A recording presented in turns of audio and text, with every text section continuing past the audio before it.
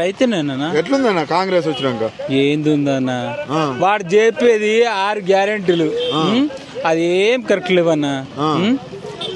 ఏదో బోక్ మాట చెప్పేసి ఏదో చెప్పుకుంటా పోతే అది కరెక్ట్ కాదన్న. అంటే నేను వచ్చిన తర్వాత రైతులకి రుణమాఫీ చేసినా, రైతు బంద్ చేసినా రైతులు మళ్ళా ఓట్లేస్తారు, నేను 10 ఏళ్ళు ఉంటా అని అంటాడు. రుణమాఫీ లేదు, ఏం లేదు, తొక్క. వాడు వేస్టే, ఇంత చేసినా గానీ వేస్టే అన్న. ఎందుకట్లా? ఇగో 6 రుణమాఫీలు అన్నాడు, 6 గ్యారెంటీలు అన్నాడు, దానిలో ఒకటైనా సక్సెస్ అయిందా? చెప్పడానికే గొప్ప గాని చేయడం చేత కాదు. మొత్తానికి రేవంత్ రెడ్డి ప్రభుత్వంలో ఎట్లా ఉన్నారు రైతులు? రైతుల పరిస్థితి ఎట్లా ఉంది? రైతుల పరిస్థితి ఘోరం పరిస్థితి అన్న. 6 రుణమాఫీ అన్నాడు, ఎవరికి అయిందన్న? కొంతమందికి అయింది. రైతులకే అయింది. ఏడైందన్న, కొంతమందికి ఏదో 4గురికి, జీపీకి 4, జీపీకి 4 తప్ప వేరే వాళ్ళు ఎవ్వరు కాలేదన్నా.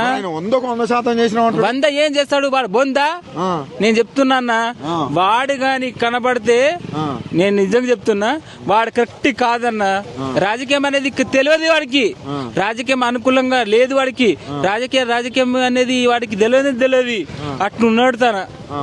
ఏదో మళ్ళీ ఓటేసే పరిస్థితి ఉందా వాడిక?